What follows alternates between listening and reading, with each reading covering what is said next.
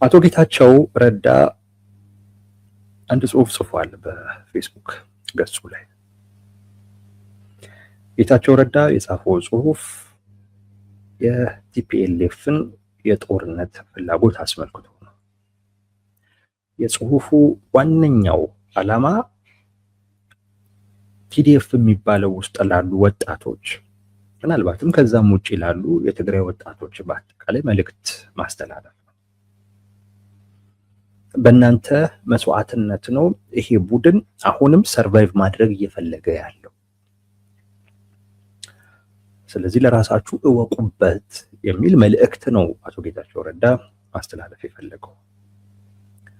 ቲፒኤልኤፍ ሁለት ነገሮችን ምክንያት አድርጎ ወደ ሙሉ ጦርነት ለመግባት እየተዘጋጀ ነው ይላል አቶ ጌታቸው ረዳ። አንደኛው የግዛትን ጥያቄ፣ ሁለት የተፈናቂዎችን ጉዳይ። እነዚህ ሁለት ነገሮች የፕሪቶሪያ ስምምነት ላይ ያሉ እና በሰላማዊ መንገድም መፈታት ያለባቸው ተብለው ተለይቶ የተቀመጡ ጉዳዮች ናቸው። በእነዚህ ምክንያት ወደ ጦርነት መግባት አስፈላጊ አይደለም።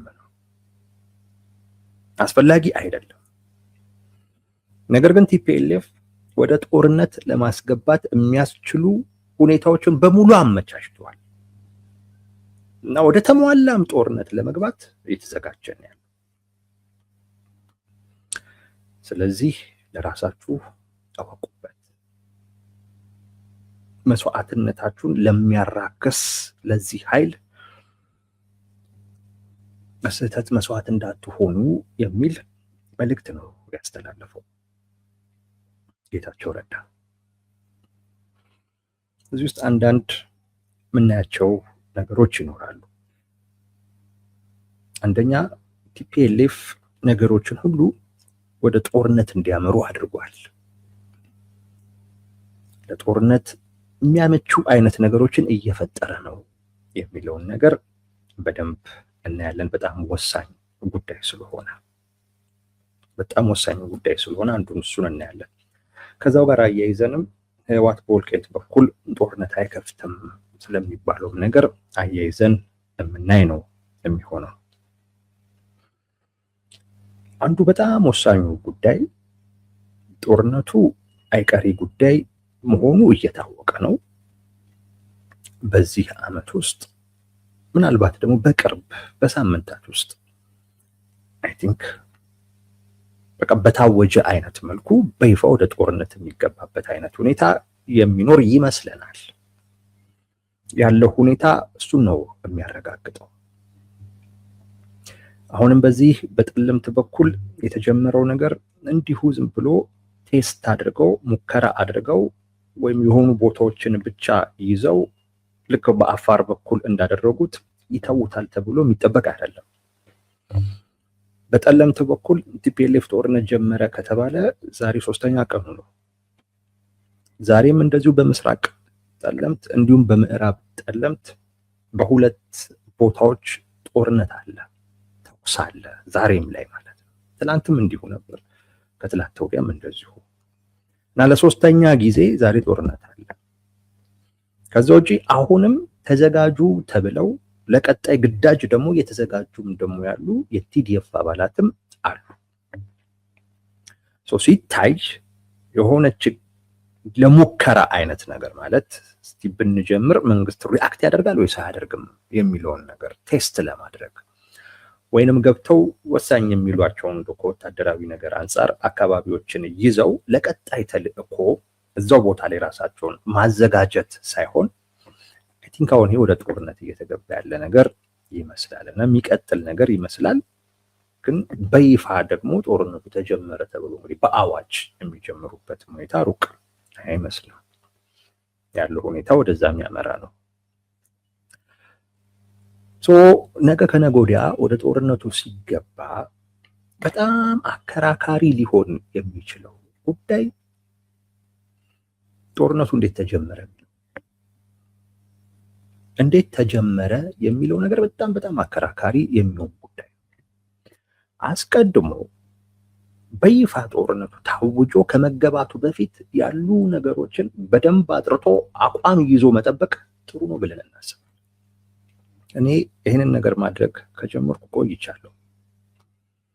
ከባለፈው ጦርነት ብዙ ነገር መማር እንዳለብን አስባለሁ። ቲፒኤልኤፍ እኔም ብያችኋለሁኝ፣ አቶ ጌታቸው ረዳም ያንን ነው ያረጋገጠው፣ ነገሮች ወደ ጦርነት እንዲያመሩ አድርጓል። ጥያቄ የሌለው ጉዳይ ነው። አድርጓል። ጥያቄዎች አሉት። ለምሳሌ ከፓርቲ ህልውና ጋር የተያያዘ የሚያነሳው ጥያቄ አለ። ከግዛት ጋር የሚያነሳው ጥያቄ አለ። ከተፈናቃይ ጋር የሚያነሳው ጥያቄ አለ። ቲፒኤልኤፍ እነዚህ ጥያቄዎችን ሊፈቱ የሚችልባቸው የሚያረክቡ ባይሆኑ የሚያጠግቡ ባይሆንም ግን አማራጮች ነበሩ። ለምሳሌ የግዛትን ጉዳይ ቲፒኤልኤፍ የሚያነሳው ከስምምነት ውጪ ነው። ከስምምነት ውጪ ነው። እዛ ቦታ ላይ አከራካሪ ቦታ ብሎ ፈርሟል። ባይዘዌ ዶክተር ደብረጽዮን እኮ ሚዲያ ላይ ቀርቦ እነ ጌታቸው ረዳን ሲወቅስ አንዱ የወቀሰበት ምክንያት መንግስትን አፍርሰው መጡ ከሚለው በተጨማሪ ማለት ነው የራሳችን ሉዓላዊ ግዛት የሆኑትን አካባቢዎች ሄደው እኮ አከራካሪ ብለው ፈርመው ነው የመጡት የሚል አስተያየት ሰጥቷል። ፕሪቶሪያ ስምምነት እነሱ እንደሚሉት አከራካሪ ተብሎ የተገለጹትን ቦታዎች ወደ ትግራይ እንዲመለሱ ወይም ደግሞ ተመልሰው እንዲካለሉ የሚያደርግ ስምምነት ቢሆን እነ ጌታቸው ረዳን አከራካሪ ብለው መጡ ብሎ መክሰስ አያስፈልግም ነው። ክሱ የመጣው አከራካሪ በማለት ቦታዎቹን ወደ ትግራይ መልሶ ማምጣት የሚቻልበት አይነት ሁኔታ እንዳይኖር ስላደረጉ ነው። ይህን ማወቅ ያስፈልጋል። ቲፒኤልኤፍ አንድ ከስምምነቱ ውጪ የሆነ ነገር እየጠየቀ ለዚያውም ደግሞ በጦርነት ያጣውን ነገር በድርድርም ያላገኘውን ነገር በጦርነቱም ወቅት አጥቶታል፣ በድርድሩም ወቅት ወደ ራሱ አላስመለሰም። አሁን ግን አምጡ ደግሞ ይላል። ጦርነት የሆነ ነገር ለማግኘት ብለህ የምትዋጋው የምትገባበት ጉዳይ ነው። አገኛለሁ ብለህ ስለገባህ ብቻ ግን ታገኛለህ ማለት አይደለም፣ ታጣለህ። ጦርነቱ ሲያበቃ በጦርነቱ ሂደት ውስጥ ያጧቸው ነገሮች በሙሉ ካልተመለሱልኝ የሚባል ነገር የለም። በቃ ጦርነቱ የበላውም ነገር እኮ አለ። እንደገና ሌላኛውም አካል ያገኘው ነገር አለ ሊመልሰው የማይችለው። ከጦርነት በኋላ ከጦርነቱ በፊት የነበሩ አይነት ነገሮች በሙሉ ይመለሱልኝ ማለት አይቻልም። አሁን በትግራይ ሳይድ አንዳንድ ሰዎች የሚሉት ስታትስኮ ይመለስ ነው። ስታትስኮ እንዴት ነው የሚመለሰው? ስታትስኮ አይመለስም። በዚህ ጦርነት ውስጥ የጦርነቱ ምክንያቶች ቢዘረዘሩ አንደኛው የጦርነት ምክንያት የግዛት ጉዳይ። በጦርነት ውስጥ ብልጽግናና ቲፒኤልኤፍ ብቻ አይደለም የተዋጉት፣ የአማራ ኃይሎችና ቲፒኤልኤፍም ተዋግተዋል። ይህን ማወቅ ያስፈልጋል። የአማራ ኃይሎች የተዋጉት ለስልጣን አይደለም። የአማራ ኃይሎች የተዋጉት የብልጽግናን ስልጣን ለማስቀጠል አይደለም። በግልጽ ነው ሲናገሩት የነበረው፣ ደብቀውትም አያውቁም። የግዛት ጥያቄ አለ፣ ግዛታችንን እናስመልሳለን ብለው ነው። ጠቅላይ ሚኒስትር አብይ አህመድ ለዚህ ያልተዋጉ ይሆናል። አብሯቸው ግን ቆሞ የተዋጋውና በወቅቱ ሲያመሰግኑት ሲያጀግኑት የነበረው አካል ግን የተዋጋው ለግዛቱ ግዛቴ ለሚለው ማለት እሱን አግኝቷል በጦርነቱ። አሁን ጦርነቱ በሰላም ሲጠናቀቅ በቃ ወደ ነገሮች ሁሉ ወደ ነበሩበት ይመለስ እንዴት ነው የሚባለው? ወጪ እኮ አውጥቶበታል፣ ሰው ገብሮበታል። ትቀልዳለህ እንዴ? ሞቶበታል፣ ገሎበታል። ስታተስ ኮ የሚባል ነገር የለም የምለው ለዛ ጦርነት ሁሉ ጊዜ ወይ ተጨማሪ ያስገኝልሃል ወይ የነበረን ያሳጣል። ነገሮች በሰላም ሲጠናቀቁ በቃ ወደ ነበረው አይነት ነገር እንመለስ፣ አንተ የሚያስቆልቀቅ እኔም እንደዚህ የሚባል ነገር የለም። እንደዚህ የሚባል ነገር የለም። ወይ ማወቅ ያስፈልጋል። ግን ከስምምነቱ ውጪ የሆነ ከጦርነት ባህሪም ውጪ የሆነ አይነት ነገር ይጠይቃሉ። ለምንድን ነው የሚጠይቁት? ምክንያቱም እንደማይመለስ ያውቃሉ። በስምምነቱ ውስጥ ግዴታ ያልገባበትን ጉዳይ ከዛ ውጪ እንደገና መልሶ ሌላ ጦርነት ውስጥ ብልጽግና ሊከተው የሚችልን ጉዳይ ብልጽግና እንደማያደርጉ ያውቃሉ። ያን ማድረግ ማለት ራስን ማዳከም፣ ራስን አጋልጦ መስጠት ማለት ነው ለቲፒኤልኤፍ። እነዚህም ሰዎች እኮ ጦርነት ያውቃሉ። እነዚህም ሰዎች እኮ ትንሽ ያስባሉ። በጣም መናቅም ጥሩ አይደለም። በጣም መናቅም ጥሩ አይደለም። ቢያንስ በልጧችኋል። ቲፒኤልኤፍን እኮ ብልጽግና በልጦታል። እና ነጥቃ አምጣልን ስትሉት ምን ማለት እንደሆነ ብልጽግና የማይገባው ደነዝ አድርጋችሁ አታስቡት። ትንሽም እንትን በሉት ያስባል ብላችሁ አስቡ። ከዛኛው ወገን ጋር ተጣልተህ ራስን አዳክመህ ግዛቶቹን መልስልን የሚለው ቋንቋ ወይም ደግሞ ግዛቶቹን መልስልን ማለት ራስን አዳክመ ለኛ ራስን አጋልጥ የማለት ያህል ትርጉም እንደሆነ የሚገባው ነው። ቢያንስ ይሄ ይገባዋል። በሌላ ጉዳይ እንኳን አይገባውም ብትሉ ቢያንስ ግን ይሄ የሚጠፋው አይመስልም።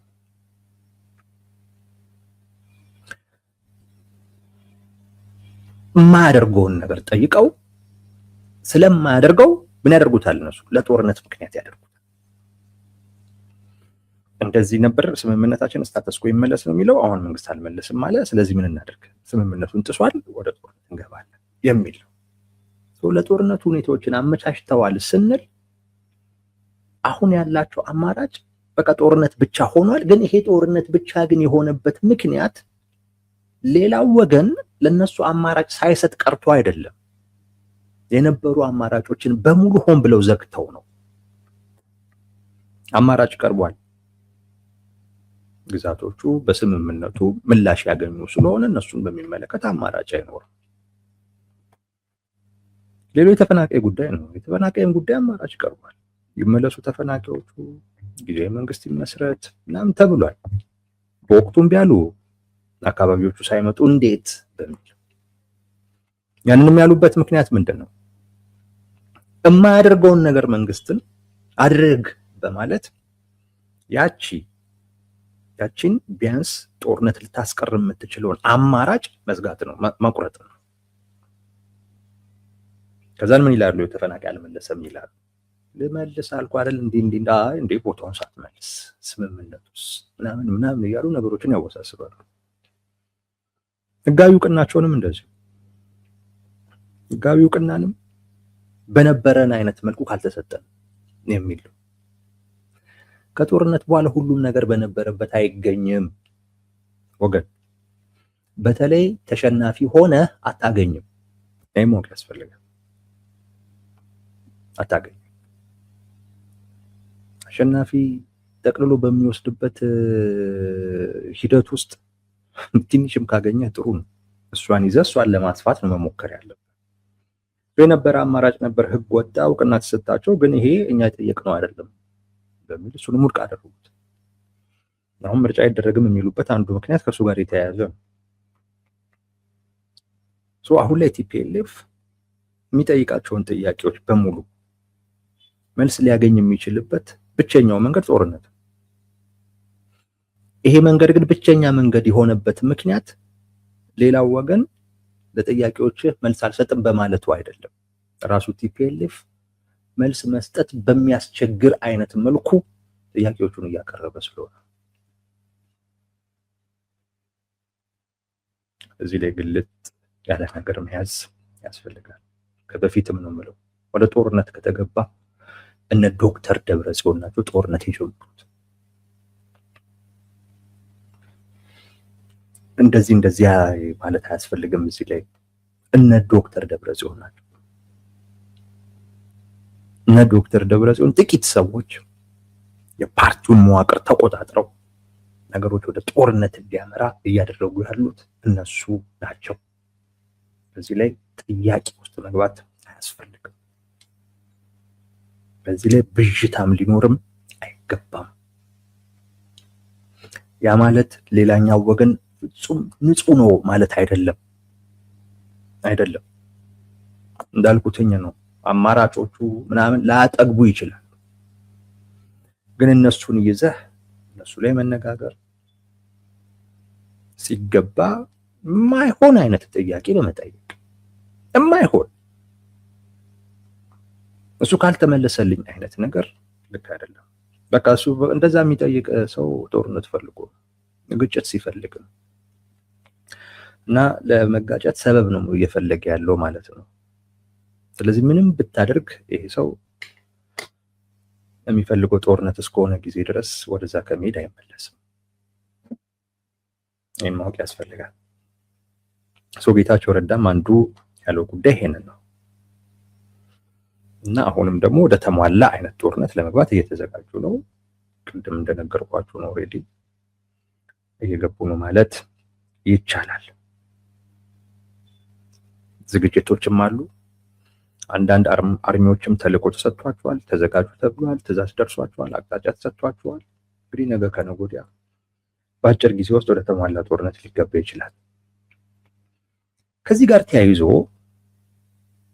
ትላንት እናንተም ስታነሱ ነበር። በሚገርም ሁኔታ ዛሬም አንዳንድ ሰዎች ይህንን ሀሳብ ሲደጋግሙ ታየው። በወልቃይት በኩል ቲፒኤልኤፍ ጦርነት አይከፍትም። ይህንን የሚሉ አብዛኞቹ የፋኖ ደጋፊዎች ናቸው። ቲፒኤልኤፍ ሰዎች አይደሉም። የፋኖ ደጋፊዎች ናቸው ይሄንን የሚሉት። ቲፒኤልኤፍ በወልቃይት በኩል ጦርነት አይከፍትም እያሉ ያሉት የፋኖ ደጋፊዎች ናቸው እና የሚያቀርቡት ምክንያት አለ የሚያሳምን። ለዛ ነው ይዤ የመጣሁት። ቲፒኤልኤፍ አማራ ክልል ውስጥ ያለው እንቅስቃሴ ከተጎዳ በጣም ይጎዳል። ራሱ ይጎዳል። ለምሳሌ ቲፒኤልኤፍ አሁን ለጦርነት እንዲወስን የሚያደርጉት ነገሮች አሉ። አንደኛው ግዴታውም ሆኗል። ቅድም እንዳልኳችሁ በቃ የነበሩ አማራጮችን ዘግቶ ወደ ጦርነት መግባት ብቸኛ አማራጭ እንዲሆን አድርጓል። አንድ እሱ ተሳክቶለታል። ሁለተኛ ከምርጫው ጋር ተያይዞ ግዴታውም ሆኗል። ለምሳሌ ጊዜያዊ መንግስቱ ትግራይ ላይ ምርጫ ማድረግ የሚቻልበት ሁኔታ የለም ቢል ቢያንስ አከራካሪ ቦታዎች ላይ ምርጫ ለማድረግ መንግስት ፍላጎት አለው፣ ሊያደርግም ይችላል። ቲፒኤልኤፍ ትግራይ ላይ ምርጫ አይደረግም ሲል አሁን የያዛት የትግራይ አካባቢ ላይ ብቻ ሳይሆን በፊት የነበረው ምዕራብ ትግራይንም ራያንም ጠለምትንም ጨምሮ ማለት ነው። እዚህ ላይ ሁሉ ነው ምርጫ አይደረግም እያለ ያለው። አሁን እሱ ማይቆጣጠራቸው ቦታዎችም ላይ ምርጫ መደረግ የማይችልበትን ሁኔታ ቢያንስ መፍጠር አለበት። ያ መፍጠሪያው መንገድ ግጭት ነው። ግጭት ካለ ምርጫ አይኖርም ማለት ነው። ቢያንስ አጠቃላይ ትግራይ ላይ ምርጫ እንዳይደረግ ማድረግ የሚችልበትን ሁኔታ ፈጠረ ማለት ነው። በዚህ በኩል ግድ ሆኗል። ወደ ወልቃይት፣ ወደ ጠለምት፣ ወደ ራያ ግጭት መፍጠር ለቲፒኤልኤፍ አማራጭ የሌለው ጉዳይ ነው አሁን ላይ። ከዛ ውጭ ደግሞ ምቹም ሁኔታም እንዳለም ደግሞ ያስባል። ምቹ ሁኔታ አለ ማለት አንደኛ አሁን በሱዳን በኩል የአልቡርሃን ኃይል ትንሽ ድል እየተቀናጀ ነው ያለው። እንደውም ለኢትዮጵያ ድንበር ቅርብ የሆነ አካባቢ ላይ በአርኤስኤፍ ቁጥጥር ስር የነበረን አንድን አካባቢ ዛሬ ላይ መቆጣጠሩን ሰምተናል። ይሄ ለቲፒኤልኤፍ ሰዎች፣ ለሻዕቢያ ሰዎች ትልቅ የምስራች ነው። አንድ ምቹ ሁኔታ አድርጋችሁ ዘዱት።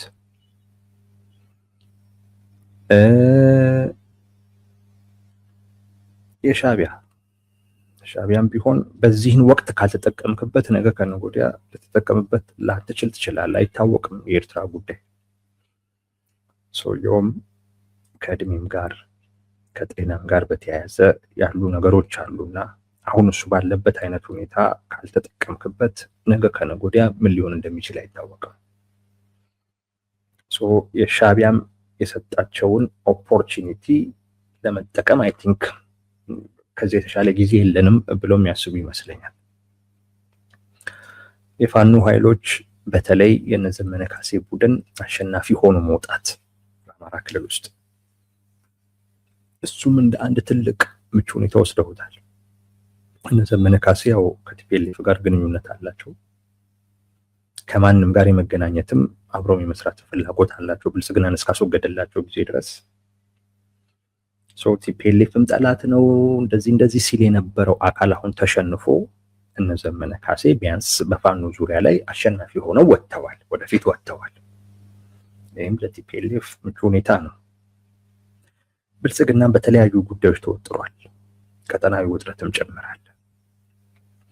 ይህንንም እንደ ኦፖርቹኒቲ ወስደዋል ቲፒኤልኤፍ። ስለዚህ ጀምሩ እንጂ አሁን ነው እንጂ ጊዜው የሚሉ የሆኑ ሁኔታዎች አሉ። እነዚህንም ሁኔታዎች መጠቀም ይፈልጋል፣ ግዴታም አለ። ከዛ ውጪ በቂ ሰበብን ፈጥሯል ቲፒኤልኤፍ። ጦርነት ቢያንስ ይከፈታል፣ ወልቃይትም ላይ ምናምን ነገር ላይ ጦርነት መከፈቱ አይቀርም። ጦርነት መከፈቱ አይቀርም። ግን እነዚህ ያልኳቸው የፋኖ ሰዎች እንደሚሉት ቲፒኤልኤፍ በወልቃይት በኩል ጦርነት ቢከፍት የአማራ ፋኖች ትግል ይጎዳል። አይታችሁታል። አሁንም ጠለምት ላይ ጦርነት ከፈተ ሲባል ሲታመስ ማለት ነው።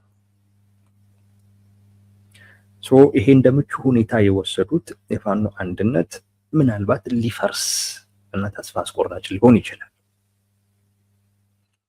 ያ ዞሮ ዞሮ የነሱንም እንቅስቃሴ ይጎዳዋል። እናመጣዋለን ብለው የሚያስቡትንም ውጤት በተወሰነ ደረጃ ሊያርቅባቸው ይችላል። ምክንያቱም ቲፒኤልኤፍ በወልቃይት በኩል ጦርነት ጀመረ ማለት አይ ቲንክ ፋኖ የሆነ ነገር የማለት ግዴታ ውስጥ ይገባል። አሁንም አንዳንድ ሰዎች ያለው የሆነ ነገር በል እንጂ ሲሉት እኔ እንኳን ግዴታው ነው አሁን ላይ የሆነ ነገር የመናገር ብዬ አላስብም። ቲፒኤልኤፍም ብልጽግና ምንም ባላሉበት አይነት ሁኔታ ፋኖ የወልቃይትን ጉዳይ አንስቶ ማለት ያው ቲፒኤልኤፍ በጠለምት በኩል ጦርነት ጀመረ የሚባለውን ጉዳይ አንስቶ መግለጫ የመስጠት ግዴታ አለበት ብዬ አላስብም። ራሱ ቲፒኤልኤፍ መክፈቱን ሲያምን ሲያረጋግጥ በግልጽ ማለት ነው። ወይም ብልጽግና እንደዛ ሲል አይ ቲንክ በዛን ወቅት ላይ የፋኖ ኃይሎችም የሆነ ነገር የማለት ግዴታ ውስጥ ይወድቃሉ። ወደ ወልቃይት ግን ጉዳዩ ሲሄድ የሆነ ነገር የማለት ግዴታ ውስጥ መግባቱ የማይቀር ነው። አሁን ጠለምት ላይ በሚሆነው አይነት መልኩ አይደለም አጀንዳ የሚሆነው፣ በጣም ከፍ ያለ ጉዳይ ይሆናል። አለማለቱ ይጎዳዋል ማለቱ ደግሞ እና የህዝቡን ድጋፍ ለማግኘት በሚያስችል አይነት መልኩ ደግሞ አቋም መያዝ በእርግጠኝነት ከቲፒኤልኤፍ ጋር ያለውን ግንኙነት ያበላሸዋል። ይህንን የቲፒኤልኤፍ ሰዎች ያስቡታል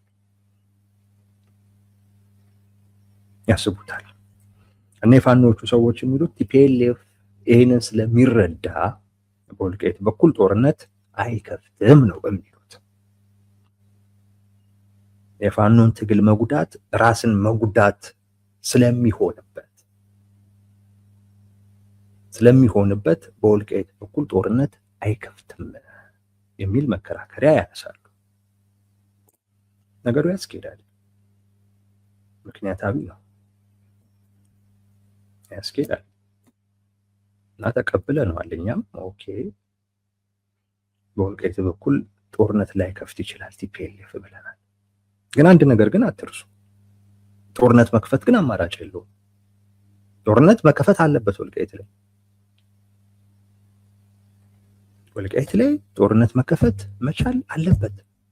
ቢያንስ በትንሹ ወልቃይት ላይ ጦርነት ተከፍቶ ምርጫ የማይደረግበት አይነት ሁኔታ መፈጠር አለበት። በትንሹ ከፍ ሲል ወደ ትግራይ መምጣት አለበት። ቲዲኤፍ ገብቶ ሊቆጣጠሩ ይገባል። ተመልከቱ፣ ከቲፒኤልኤፍ ሳይድ ካየነው የግድ ነው ወልቃይት ላይ ምርጫ የማይደረግበት ሁኔታ መፈጠር አለበት እና ወደ ቲዲኤፍ ቁጥጥር ስር መግባት አለበት። ይሄ ምንም ጥያቄ ውስጥ የሚገባ አይደለም። ቲፒኤልኤፍ ምርጫ መደረግ የለበትም ትግራይ ላይ ብሏል። ትግራይ ላይ ሲል ወልቃይትን ጨምሮ ከዛም ባለፈ አካባቢዎቹ እስካልመጡ ጊዜ ድረስ ብሎም ዝቷል። ስለዚህ እነዚህን አካባቢዎችም ወደ ትግራይ እንዲመጡ ፍላጎት አለ። በአደባባይ የተገለጠ ፍላጎቱ ይሄ አካባቢዎቹ ሊመጡ የሚችሉት በጦርነት ነው። ወልቃይትም ላይ ምርጫ እንዳይደረግ ሊደረግ የሚችለው በጦርነት። ይሄን አንድ ያዙ። የፋኖ ሰዎች ደግሞ ምን እያሉን ነው? ቲፒኤልኤፍ በዛ በኩል ጦርነት አይከፍትም እያሉ። አሁን አይ ቲንክ የሆነ ስለ ይመጣላችሁ ይመስለኛል። ጦርነት የግድ መከፈት አለበት፣ ግን የሚከፍተው ቲፒኤልኤፍ አይደለም ነው እያሉ። ግልጽ ነኝ። ምርጫ መደረግ የለበትም ወልቃይት ላይ፣ እንደዚሁም የአካባቢ ወደ ትግራይ መምጣት አለበት። ይሄ ቲፒኤልኤፍ አቋም ነው። ለፋኖ ሲል አይቀይረውም ይሄንን አቋም፣ እርግጠኞች ነን። ከትላንት ወዲያ የቲፒኤልኤፍ ሰው አደባባይ ላይ ወጥቶ የተናገረውን ነው የምነግራችሁ። ነገ የሚናገሩትን አሁንም እየነገርኳችሁ ያለሁት። ጦርነት ማነው ምርጫ መደረግ የለበትም፣ አካባቢዎቹ መምጣት አለባቸው። ይሄ በሌላ አይነት መንገድ ሊሆን አይችልም። ሊሆን የሚችለው በብቸኝነት በወልቃይት በኩል ጦርነት ከተከፈተ ነው። ጦርነት ከተከፈተ ጦርነቱ ምርጫ እንዳይደረግ ማድረግ ይችላል። ጦርነት ከተከፈተ እንደ ውጤቱ ቢወሰንም ምናልባት አካባቢዎቹ ወደ ትግራይ ሊመጡ የሚችሉበት ሁኔታ ሊፈጠር ይችላል። በጦርነት ነው ሊሳካ የሚችለው። ሰው ጦርነት የማይቀር ነው ወልቃይት።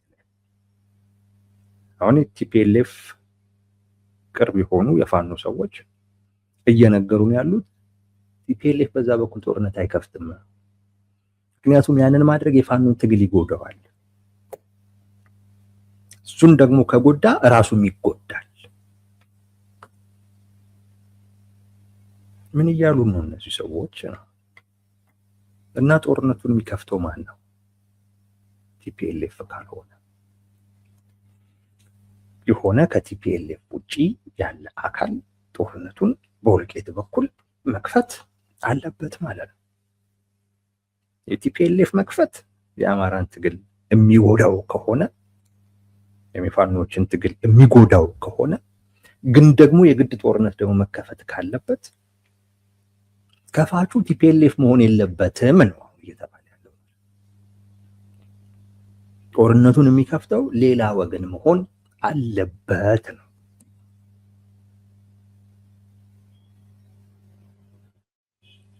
ስለዚህ እነ ዘመነ ናቸው የሚከፍቱት ነው ጦርነቱን እያሉ ያሉት። እንደዛ ነው የታሰበው። እንዳልኳችሁ የግድ ነው ጦርነት መከፈት አለበት፣ ግን ቲፒኤልኤፍ አይደለም መክፈት ያለበት፣ ሌላ አካል ነው።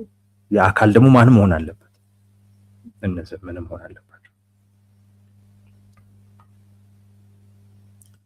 ስለዚህ የቲፒኤልኤፍ እና የነ ዘመነ ስምምነት ይሄ ይሆን እንዴ ብለን እንድናስብ አድርጎናል። ምክንያቱም ያሉት ነገር ምክንያታዊ ነው። እንዳልኳችሁ ምክንያታዊ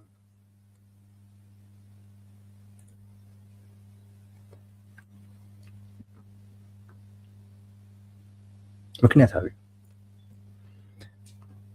ይሄን ምክንያታዊ ነገር በሆነ አይነት መልኩ መታረቅ መቻል አለበት። የግድ ጦርነት መከፈት አለበት። ከፋቹ ደግሞ ቲፒኤልኤፍ መሆን የለበትም። ስለዚህ እያሉ ነው ያሉት ለኔ የሚገባኝ እነ ዘመነ ይከፍቱታል ነው። እሱን ደግሞ ከምን ጋር ታይዙታላችሁ?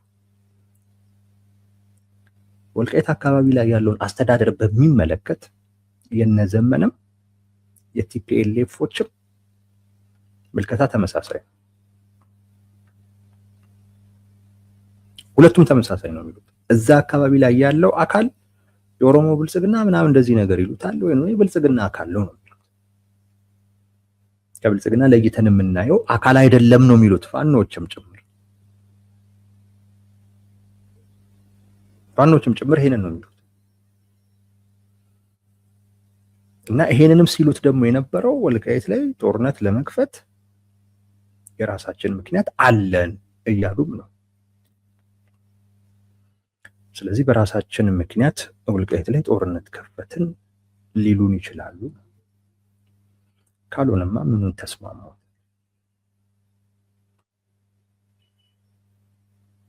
ከየት ሆነው ነው የሚከፍቱት? እዛው አሉ አይደል የጎንደር እንትኖች ፋኖች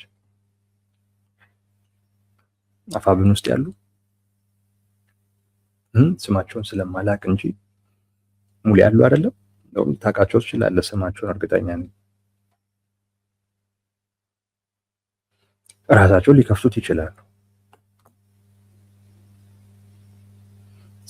በጣም የተደጋገመ በፋኖች በኩል የሚነሳ እንግዲህ አብረው የሚሰሩ አካላቶች በሆነ አይነት መንገድ ይህን ፍላጎት ማስታረቅ አለባቸው። ቲፒኤልኤፍ ጦርነት እንዲከፈት ይፈልጋል። ፋኖ ጦርነት በመከፈቱ ላይ ችግር የለበትም፣ ግን ቲፒኤልኤፍ ከከፈተው እኔ እጎዳለሁ የሚል ስጋት አለበት። ይሄንን ለማስታረቅ አይ ቲንክ ቁጭ ብሎ መነጋገር ሊጀምሩ ይችላሉ። የተነጋግረው ጨርሰዋል።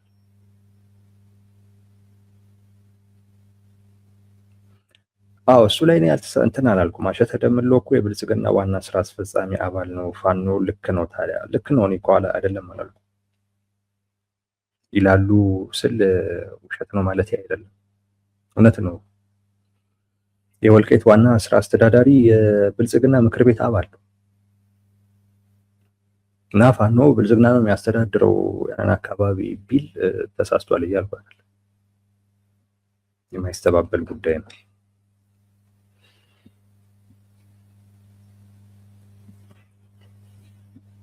አሁን ዋናው ጉዳይ ግን ይሄ የቲፒኤልኤፍ ፍላጎት እና የፋኖቹ ስጋት እንዴት ይታረቃል? ስለዚህ በሌላም አይነት መንገድ ነገሩን ማየት ተገቢ ነው። ምናልባት ራሳቸውን ዘመነ ያው ሊቀመንበሩ እሱ ስለሆነ ነው በወልቃይት በኩል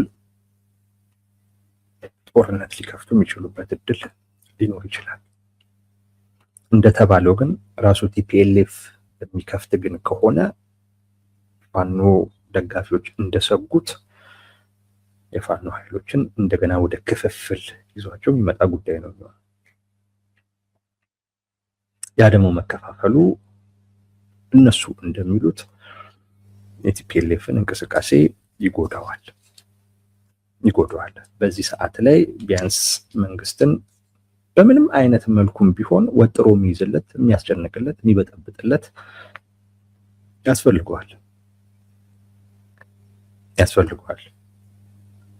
እኔ ፋኖ ሚና እንደዚሁ አይጠቅመንም የሚባልና የሚናናቅ አይደለም።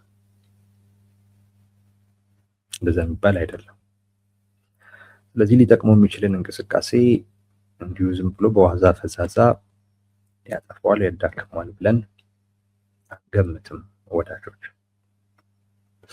አቶ ጌታቸው ረዳ ስለ ጦርነቱ የተናገረው እሱንም ደግሞ መነሻ አድርገን በወልቃይት በኩል ህወሓት ጦርነት አይከፍትም እየተባለ ስለሚናፈሰው በፋኖ ደጋፊዎች ዘንድ ስለሚወራው ወሬ ወይም ስለሚሰጡ አስተያየት ያለው ይሄን ያክል ነው።